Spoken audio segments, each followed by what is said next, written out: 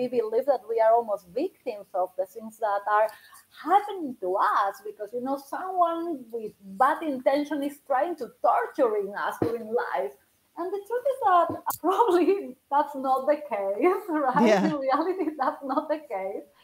And we have control. And maybe the options that we may have in front of us, they may not be as perfect or as pretty or as, nice as we want, but we have always options. Welcome to Onward Live, a live stream focused on encouraging you to create a life you love living now. Let's go beyond success to significance. Being clear on our why is crucial. It requires doing the inner work, finding ourselves, getting to know ourselves, embracing our inner child, shedding social conditioning, and letting go of perfect. We know obstacles make us stronger. We can dream big and take action. Believe you can, and you're halfway there. I invite you to tune in every week and engage with me and my inspiring guests. Invite your friends. Let's make time for what matters most in our lives. Let's move onward together. Hi, everybody. My name is Emily Harmon. I'm the host of Onward Live, and welcome to this live show. Eventually, in about 2 to 3 weeks, this will also be turned into a regular podcast. So if you missed the live, or you can also catch the podcast, and on my website, there'll be a transcript of the podcast episode as well. So I'm excited to be here. I always like watching that video at the beginning because it kind of talks about some of the things I've been through. And I think it's kind of a cycle. We're going to talk about a cycle with my guest tonight. It's like a cycle, even though I know a lot of those things, it requires doing the inner work and all those things. Sometimes I feel like I'm back at the beginning and starting over with that in my life. So maybe you feel that way too. So my guest today is Dr. Miriam Silberglate, and I'm so excited to bring her on. And let's see. Let's bring you on, Miriam. She goes by Dr. Z. And there she is, Dr. Z. Welcome. Hi, Emily. Thank you for having me. Yeah, I'm excited that you're here. We're going to talk about the 3G cycle of life, the secret to achieving joy, meaning, and well-being. And, you're originally from Peru, and you went to medical school there and practiced medicine for almost 10 years. But then you came to the U.S. and you left your parents and your friends and everything and your job as an academic physician to follow the love of your life. And then you kind of had to start over, like learning a new language, and you had to go to school again, prove yourself all over again. Why is that? Well, I guess that that's a wonderful opportunity that life can, give us, is that to reinvent ourselves again and again. Yeah, but I just don't. Why did you have to go to school all over again? That's so frustrating. Why? Well, you can decide to make it frustrated, or you can decide to make it like a fun experience, right? In the US, my title as physician didn't count; it was not valid, right? So I had to prove that I was able to practice here, and that means a lot of years of taking tests and then going back to really doing your specialty or super specialty, which I did. The experience was truly interesting. The first 2 years they were traumatic because going back to read biochemistry and biology, especially when a lot of those things didn't exist when I went to medical school. I mean, I saw the first MRI when I was already a physician. So a lot of medications and a lot of DNA stuff, they didn't exist. I didn't study them. So in some way it was interesting to relearn, right, and get updated. So that was the traumatic part. But going back to the hospital was amazing. You did that while you were pregnant too, right? I was pregnant. I was very pregnant twice. And I was pregnant twice. And a lot of people will think that that was something negative. For me, it was amazing. I was never alone. I was always with a reminder that, about what is important in life. And the kicking and moving was, a fun company, even at 3 a.m. sometimes. But yeah, That's awesome. I believe that you decide If you want to make it difficult, you will make it difficult. If you want to make it a fun experience and an opportunity, you will do so. We So get to decide, right? That's something that we forget sometimes. yes, and I believe that that's a big problem that we as society we need to address, because we have been beings, and I have no idea by who actually, that we don't have control, and to the point that we believe that we are almost victims of the things that are happening to us, because someone with bad intention is trying to torturing us during life. And the truth is that probably that's not the case, right? Yeah. In reality, that's not the case. And we have control, and maybe the options that we may have in front of us, they may not be as perfect or as pretty or as, nice as we want, but we have always options. And some of them will be better than the option that we are living right now, that they may be a miserable one. So Right. Well, and the first step is, is that awareness to recognize, wait, life isn't happening to me. It's happening with me. I'm creating my life, right? And I can create something different if I want to. I'm not a victim. And yeah. And so this show is all about create a life you love living and do it now. Don't wait for external circumstances to change. You retire or switch a job or get a new partner or find a partner, have a baby. Love your life now. we procrastinate being happy, right? We have always a conditional, if this happen, when this happen, and it's very easy to get there, right? And to feel like nothing is enough. It happens to me too, and I don't Yeah. want to. I don't want to create this false idea that I am I'm living the perfect life and I am very happy all the time. No, I have also, like everyone else, miserable days and times where I question myself and everything that happens to me, right? And that I get to that point of, oh my goodness, I am a victim. And it will happen, and that's okay. But the question is not if you feel like that, is what do you do after that moment, right? You Yeah. get in that position where you're a victim and everything is miserable, etc, but you need to jump out of that hole and recover control. I feel like it's when you are driving a car, right? And maybe you go and you bump against something and you lose control of the car, but you need to get again back the control, because if not, you will have a bigger accident, Right, right? right, And right. so we need to recover that control. So what is this 3G cycle of life philosophy? So I have been trying to explain to others and to myself why I keep going. And many times in front of colleagues or even my residents or medical students, they have been surprised that I am so supposedly resilient, right? Which I have my doubts about how resilient I am, but the truth is that yes, I bounce back relatively easy, and trying to understand how is that I do that. I came to this idea that probably I am seeing life a little different than others. I try not to see life in a linear way where I don't have any opportunity to go back and fix things. If you're going in a linear way, it's like there's not return, right? Mm-hmm. So I believe that I see life more like in a cycle way. And if I go back to science, everything that happens, or majority of things that happen in nature and science in general and in our bodies, is cyclic, right? And even Right. our hormones, the way that we reproduce, our nervous system functions like that, even for sleep time and awakening time and the weather, etc. So I thought, okay, maybe I am working in this cyclic mode that allows me to go back and go back without feeling that I collapse it and that I don't have another option. And Oh, then I love that outlook. And we just had a full moon, right? The moon oh, goes we in have, cycles too. oh my, yes, moons, right, and our periods and so many other things.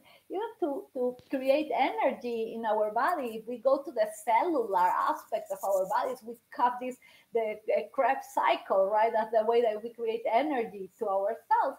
So why we will not be in some way part of a cycle?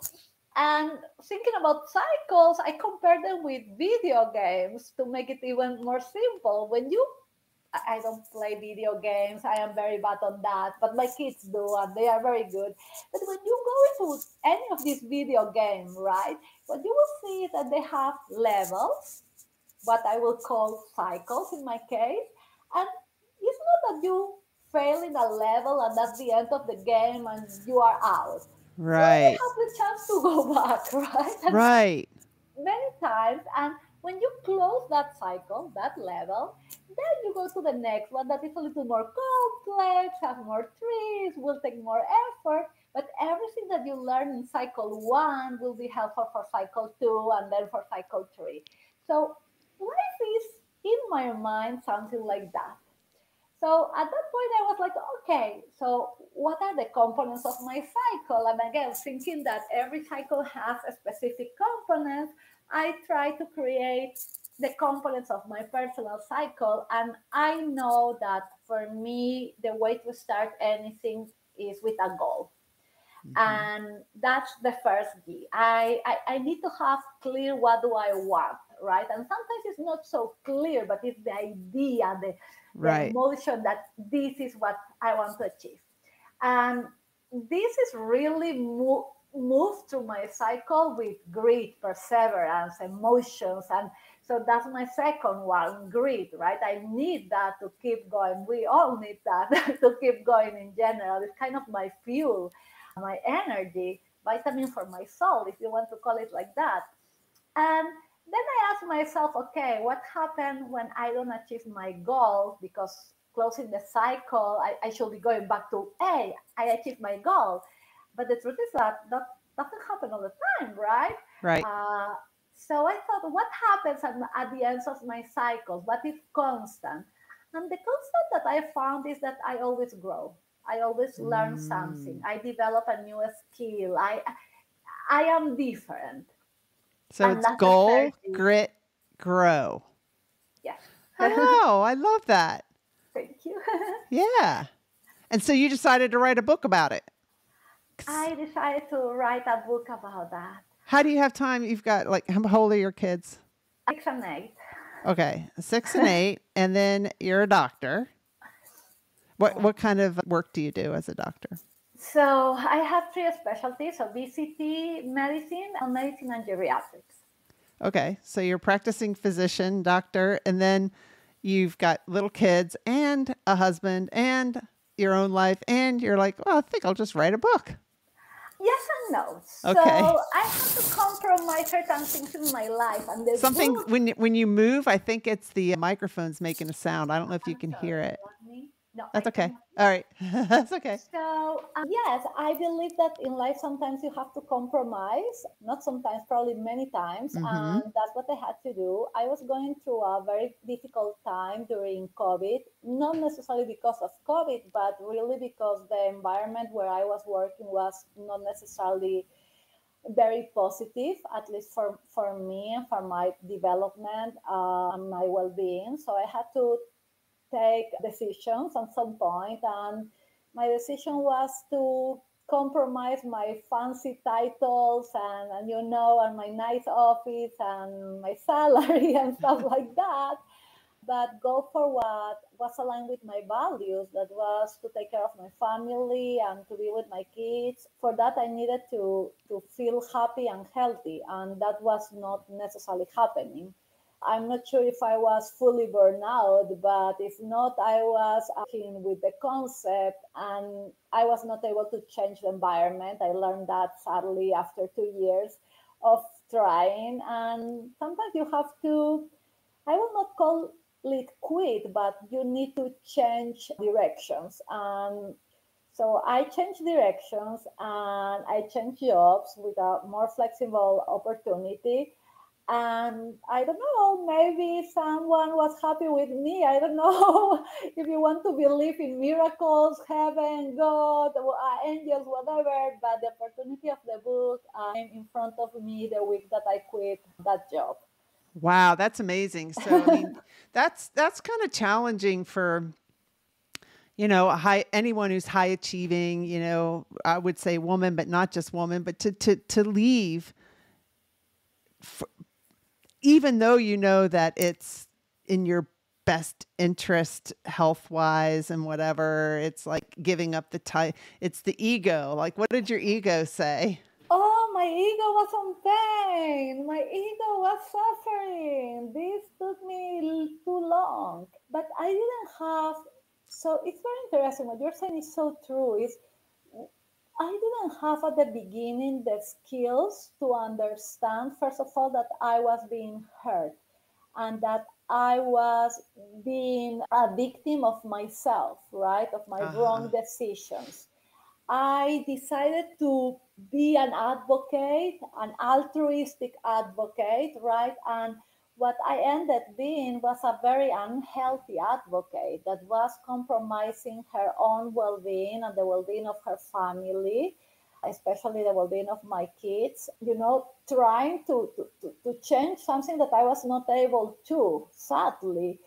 And we need to recognize that not being able to do something, especially when it's really beyond your abilities or right, the system, right, when it's something so big as the system, you are not failing. It's not your fault. Very difficult to understand that. It's still like, I have my doubts and what did I miss, what I did not do correctly.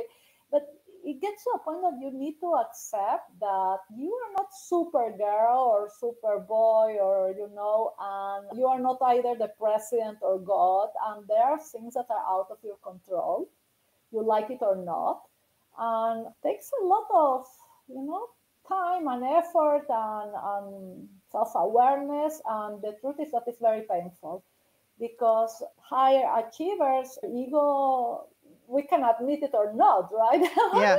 But we have a big ego, and we work so hard for the things. You worked so hard. You went to medical school in Peru, then you came back and to the U.S. You had to go to medical school again. You worked so hard for that, and so to give it up. But I really like what you said. You said that you didn't have that awareness at first to really understand this situation. You start, I think you could start to say, this job is driving me crazy. This is this.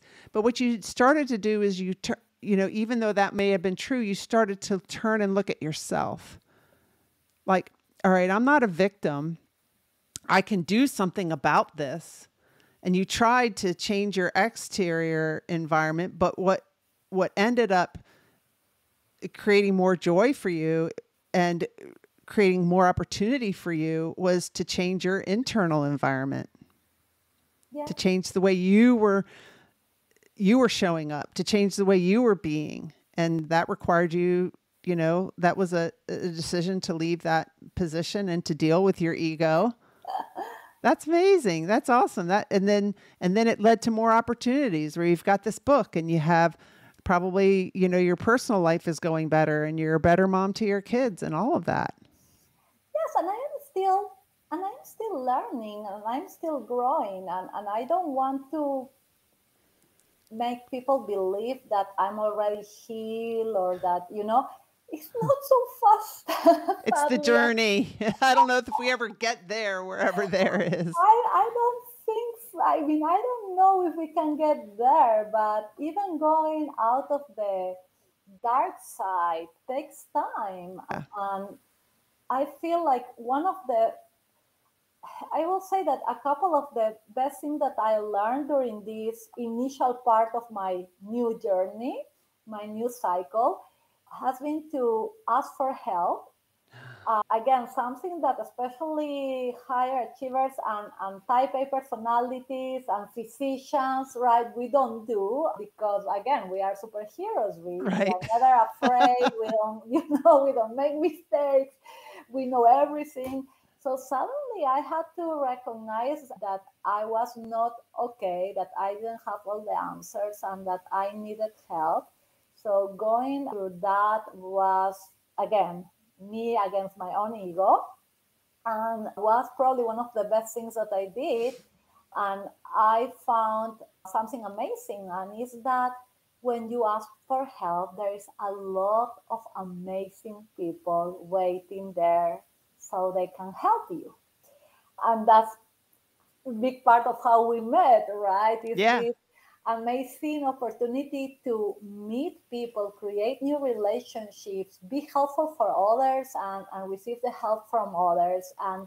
And that feeling of belonging, not just fitting, right? Like, oh, you need to fit. Is suddenly you can find people that is like you, feels like you, and you don't need to create a fake image of who you are, Yeah. because these individuals like you or appreciate you the way you are. And the second thing that I learned, and I believe that I'm getting better on this, and for sure I didn't have that ability, I didn't know even that existed before, is self-compassion. And that's another one that is takes Yeah. effort, but I'm glad that right now I can be a little, I was so bossy with myself. Yeah. Yeah. Yeah. Yeah. Oh, I get it. I mean, so I love everything that you just said. When I first started this podcast, it was all about facing adversity and moving forward. And I ended up writing a couple of chapters for a book. It was on government contracting. It's like, well, what did my podcast have to do with government contracting? But I used to have, had a career in government contracting. And I wrote that, government contracting can be challenging. It's like adversity, it's not easy. And I said the three big things that a lot of my guests talk about in facing adversity and moving forward is asking for help. And you need to do that in government contracting because there's no way you can know everything. Ask for help. And I just had it on the tip of my tongue, the other one. But one of them was, know where you're going and know where you are and where you're going, which is your goal thing, right? Mm-hmm. Like have that goal, know where you're going, ask for help, and be persistent, which is your grit, and then you grow from that. So I love all of that. And then the other thing that I would say is, I have not always had self-compassion. In fact, I'm in this, I coach in positive intelligence, and I'm in this group where we're for 6 months working on a quest that we pick. And we're looking at not only achieving something in the area of doing something, but also who are we being while we're doing it? Well, how are you going to have to change your way of being in order to go on this quest? And mine has to do with like mental and physical health. And I want to be somebody who's more compassionate with myself and not let my hyperachiever saboteur drive me towards this goal. Because one of the reasons I have to work on my health is because I've had some injuries. And one of my injuries came in 2014 when I was doing a 75-mile bike ride. And because my ego wouldn't let me quit, I partially tore both of my Achilles because I was in pain, but I couldn't quit the race, right? No self-compassion for myself, right? No compassion for myself. So as I go on this quest, part of my journey is to, like, if I said I was going to do this many steps, or a day, or do this exercise, and I'm not feeling it because my shins hurt, I'm allowed to not do it. And that's hard for me. That. Yes, but that's, what is interesting is that many of us, we are so good driving others, right? And then we are in front of the mirror and we are so mean with ourselves. And I have no idea, how do we become our worst enemies? We should be our best friends. Yeah. And I have no clue how I became my worst enemy. And I was actually talking with someone. I would like to introduce you with her. She's beautiful, a beautiful lady, very smart lady. She works around the topic of bullying. And she was explaining to me that there is this external bullying, right? The one that we all talk about. But there is this internal bullying, right? The way that we are bullying ourselves, right? That is probably kind of the equivalent of the saboteurs, right? Yeah. And we are very capable to bully ourselves. Right. You want to know how you bully yourself, go take this saboteur assessment. I'll put a link in the show notes too, but at Positive Intelligence, that shows you exactly how you bully yourself. And we all have a judge, and we know, that we judge other people and judge circumstances, situations. But when you go through this program, you you expose the lies of the judge even more, and how you criticize yourself. In a lot of times we're not even aware of how often we're doing this. I mean, we have 60 to 70,000 thoughts a day. So some of them are just like habits and we're just not even aware, and we just believe them and we just go on. And like one of my other guests said, these thoughts come in our mind and we rubber stamp them and just believe them. We don't have to believe every thought that comes through our mind. So you interviewed people for your book. And I'm putting your book up here, The 3G Cycle of Life. You interviewed some people, and I was looking at your website, and I saw somebody that is like Pam Reyes. Okay, well, I just interviewed her a few weeks ago. Love her, yeah. And she's one of my accountability partners, and you interviewed her. Tell us a little bit about like how your book is set up and who you interviewed and stuff like that. So I was very lucky to interview more than 30 different experts in different areas. I believe I have 4 continents involved. Wow. And from Buddhist nun to Wall Street to athletes, and I have company right now. Oh, that's a little puppy. I'm so sorry. I have a boy here. I love you, sir. Let me see him. Let me you see want to him. say hello? No, you are the shy one. I have the shy one today here. He's 6? He's 6. My yes. grandson is 6. Oh, that's so cute. I'll go with you, puppy. And what I did is I collect these different stories from them.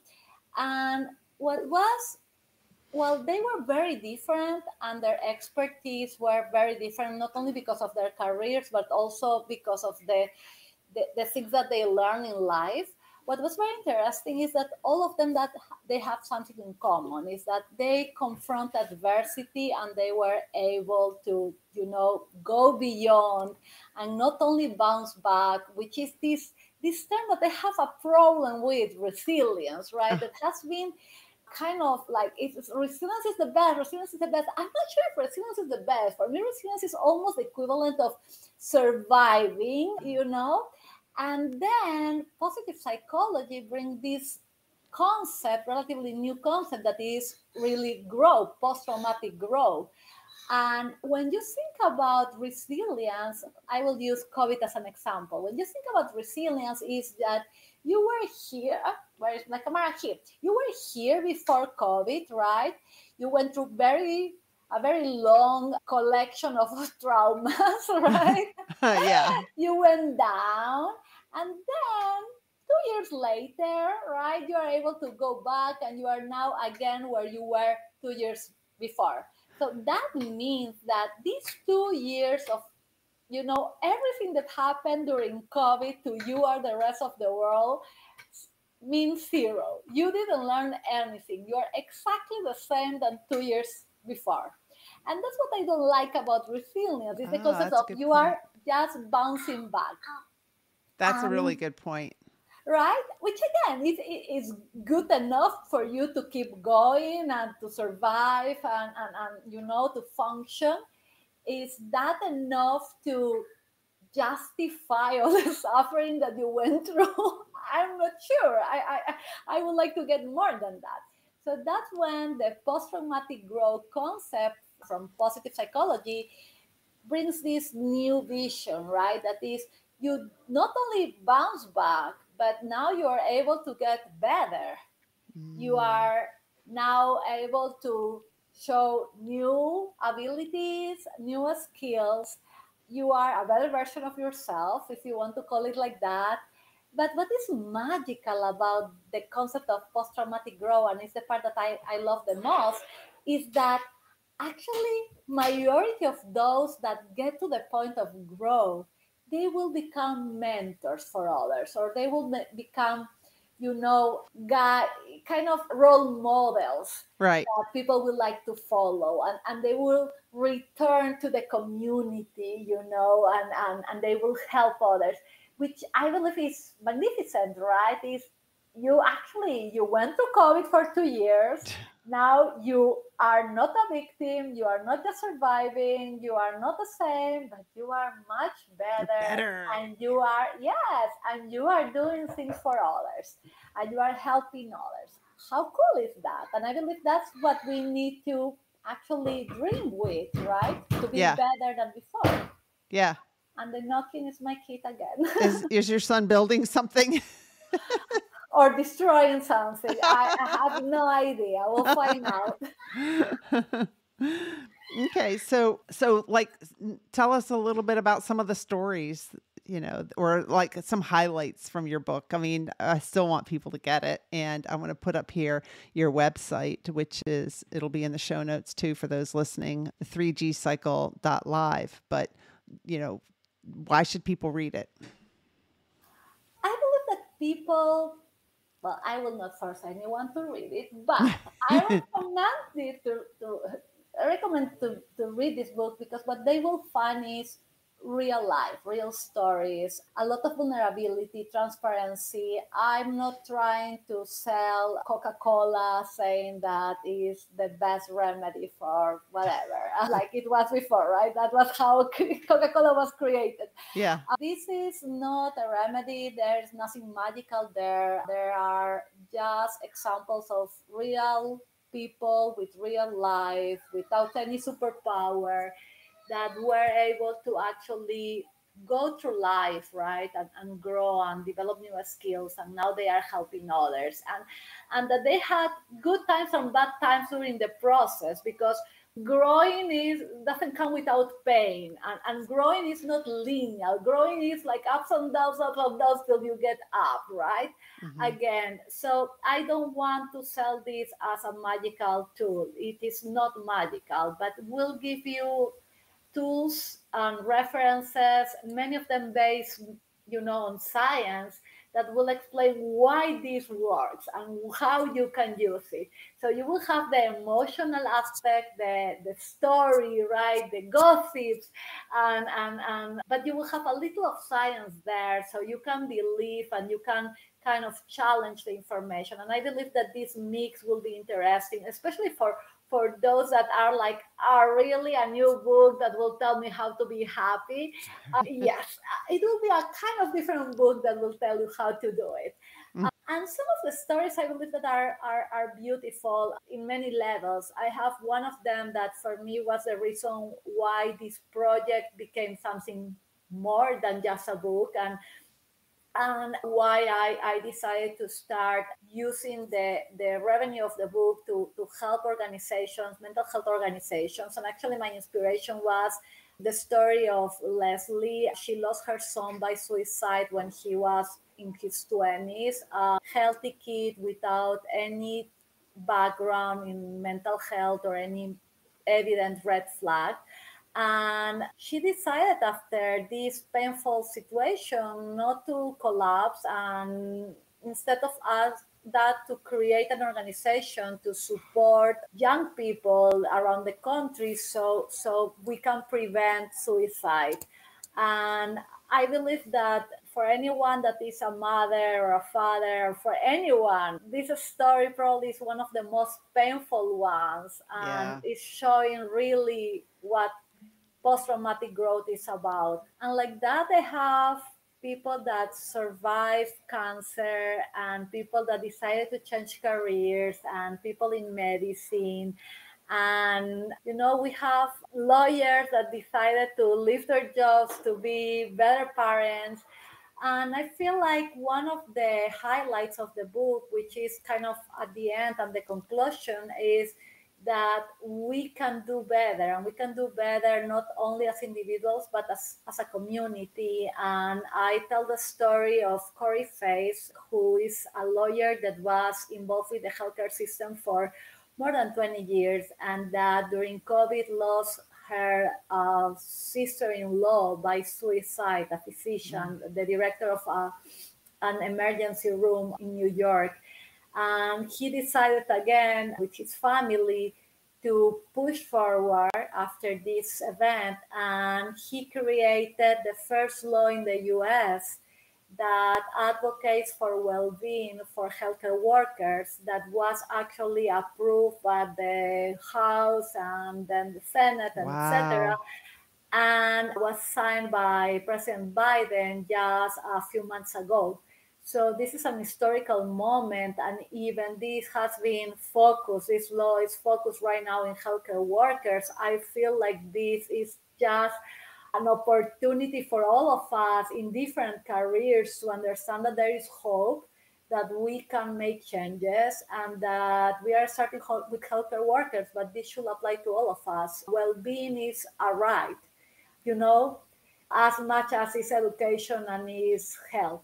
Yeah, that's a big thing that's come out of COVID. You see, like at Starbucks, baristas forming unions, and that was kind of happening at Amazon too. People are, and voting with their feet with what jobs they want to take and stuff. And so people are, wanting to be treated better at work, for sure, and mental health and welfare, and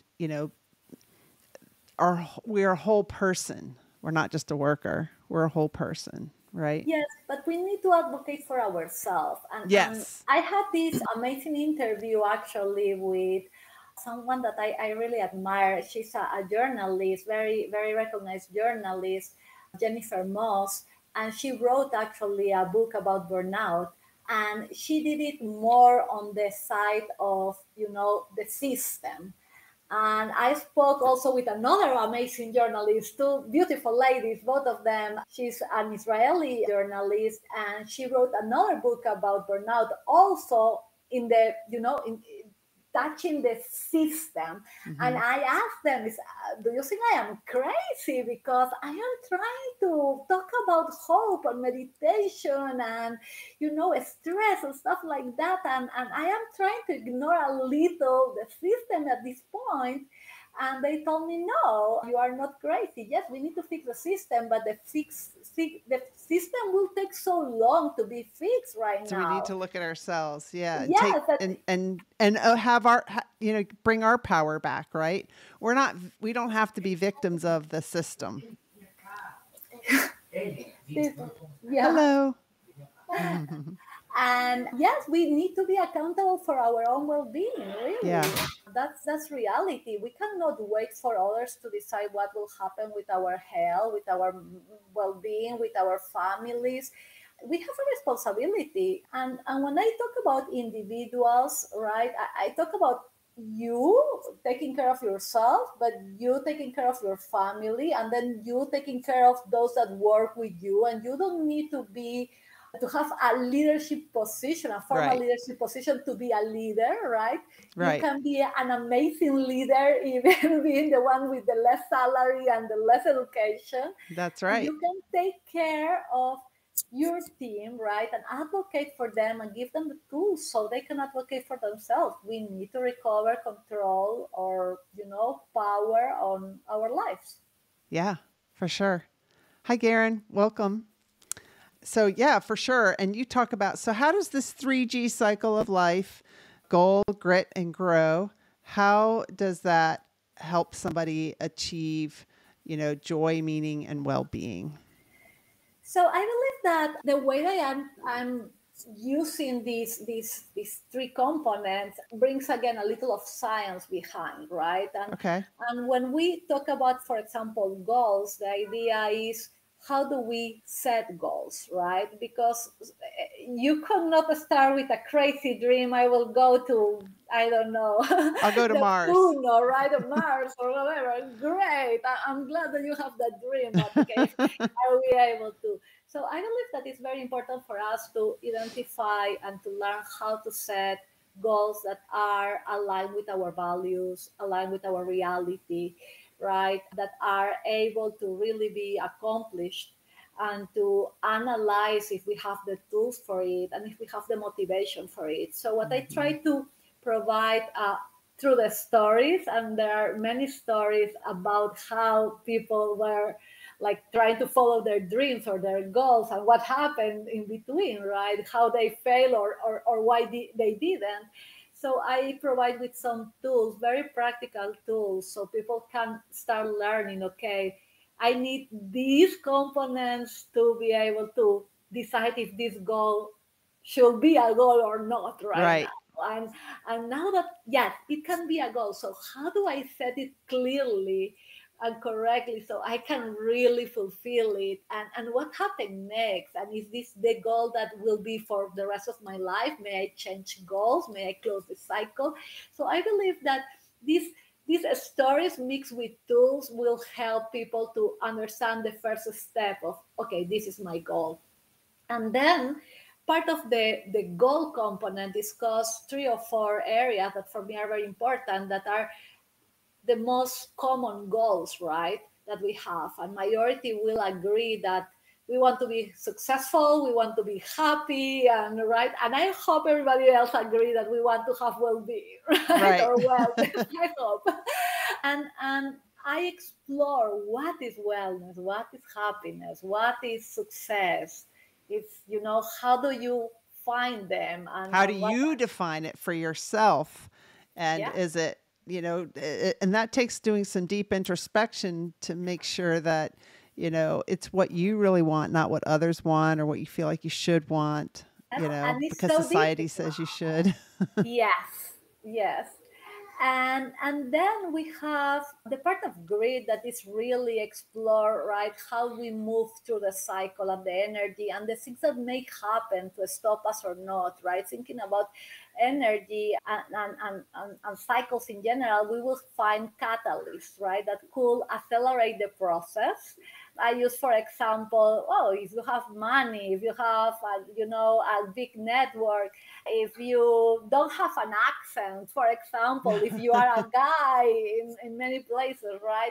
Yeah. Probably life will be a little easier than if you are an immigrant, or you have a disability, or you come from a poor family, or you develop mental health disease, or you are a victim of abuse or discrimination, or you have fear, right? Right. So these are components of life. We cannot remove them. They Right. are part of our reality. How do we use this catalyst, positive and supposedly negative, right? I don't want to call them negative. They are catalysts at the end, right? Right.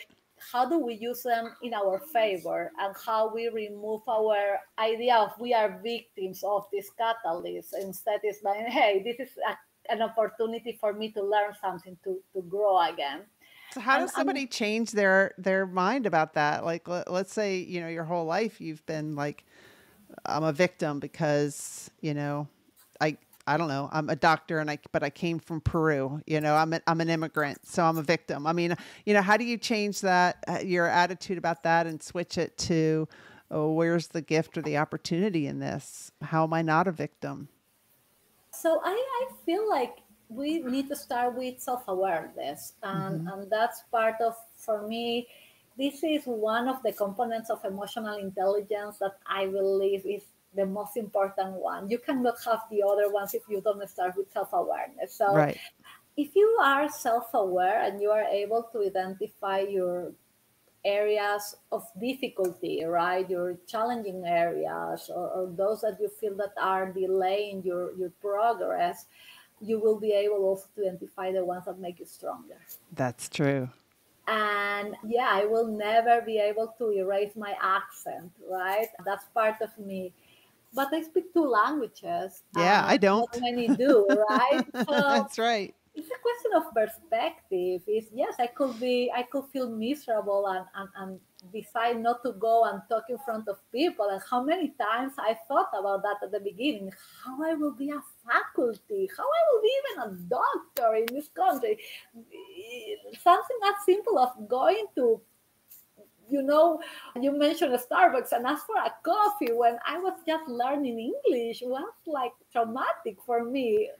And suddenly I just realized, you know what? I speak 2 languages, even I don't do it perfectly. People can understand. I am sure I will make a lot of mistakes. I am doing it right now. I already catch some of them in retrospective. I noticed myself.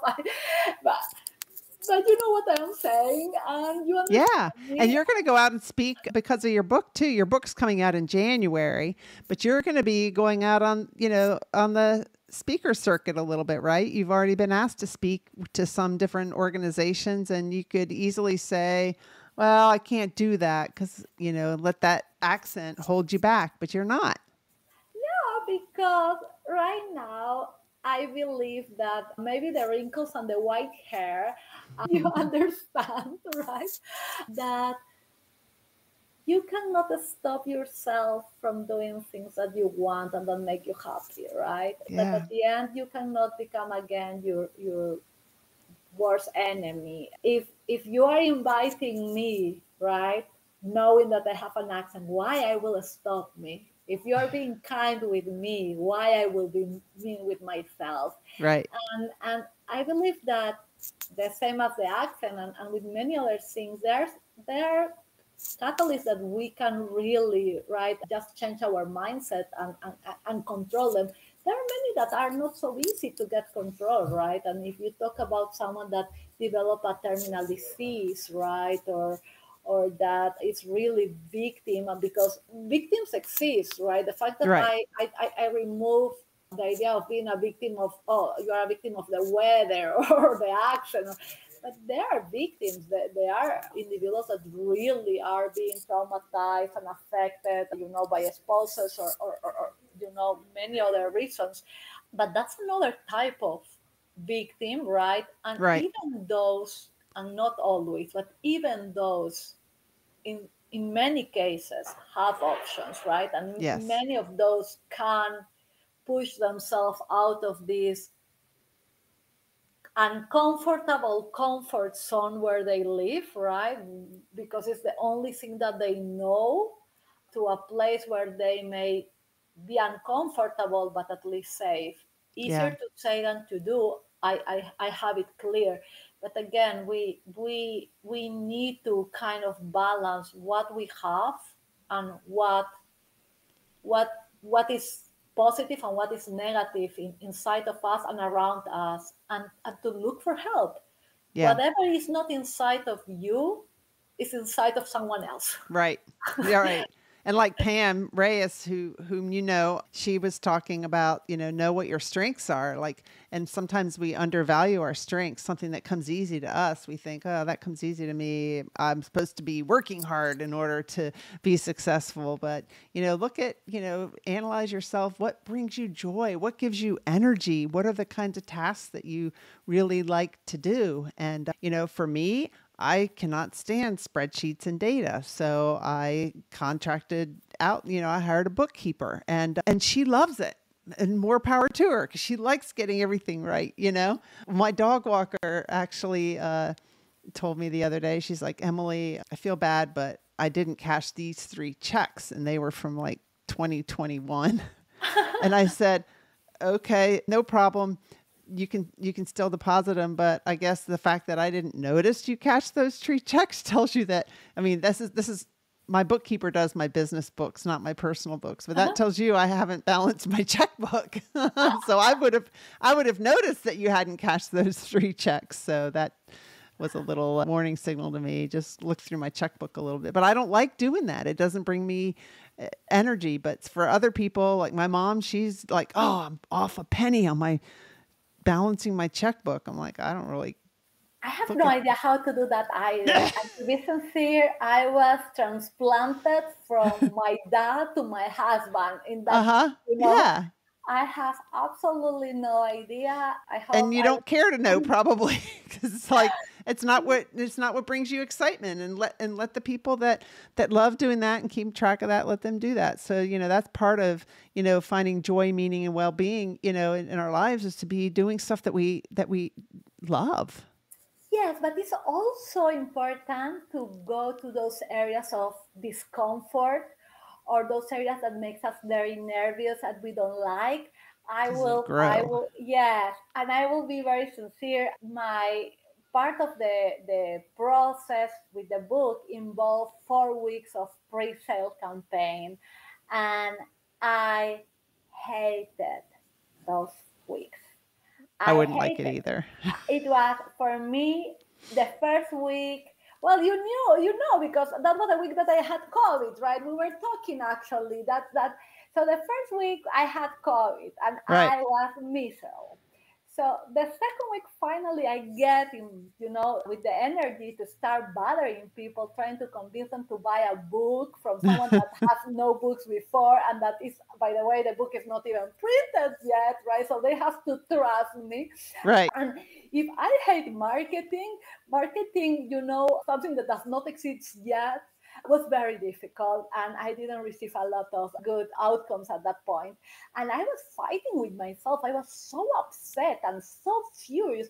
And then I started talking with some of the people that I met through LinkedIn, right? And they started to advise me how to do things and how to make this, to change the perspective. And they were explaining to me, it's like, you have a goal, you have a book that you want to be in the hands of people so you can help them. And you also want to sell that book because you want to collect money so you can donate it for, mental health. Right. So what about you stop feeling so miserable about doing this?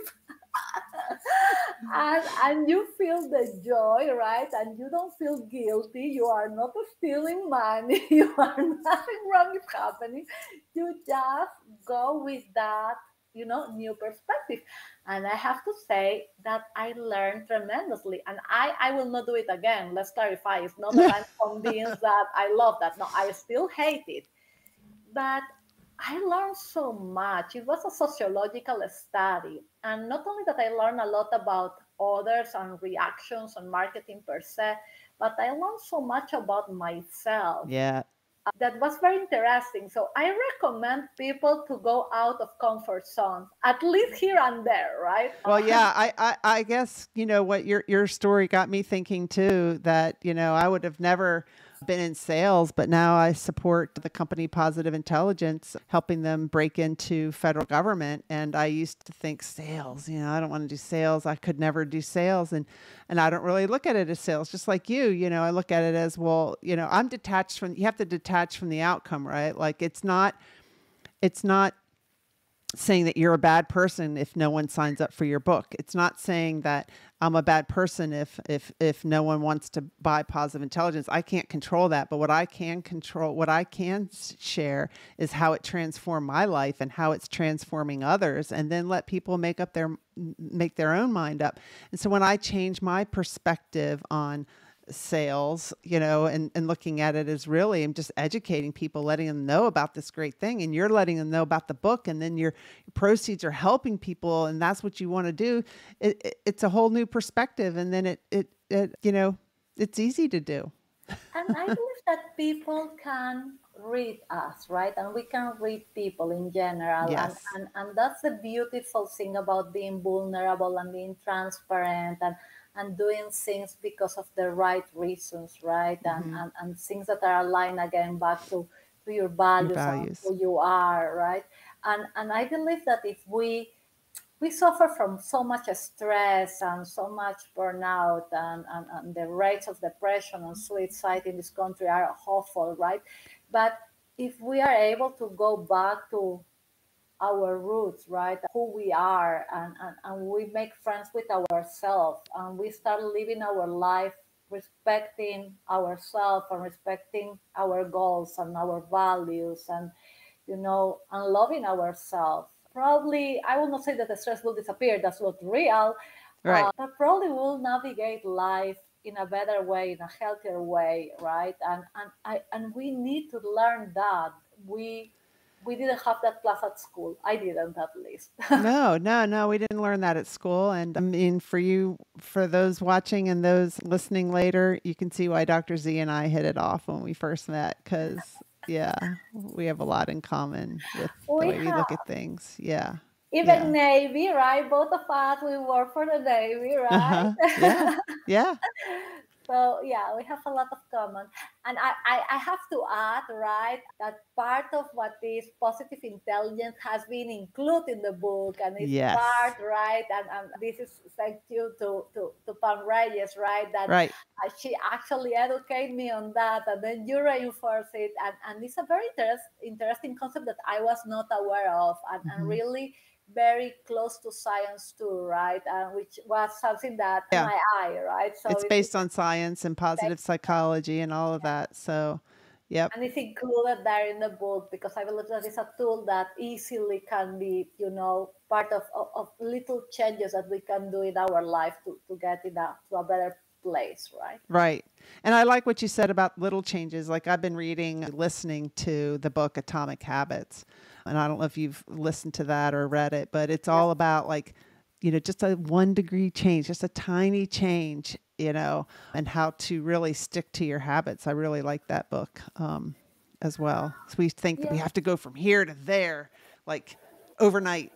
No. And you see people and you think they made it overnight, but really it was just taking the right, taking tiny steps every day. What can I do today with what I have? How can I be a little bit better? How can I change my attitude a little bit more today? And then you just build on that. And then all of a sudden things come together.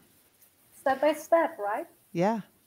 Well, I'm going to show your book again. Dr. Z's book is The 3G Cycle of Life. And your website is www.3gcycle.live. And I really enjoyed having you on the show tonight, Dr. Z.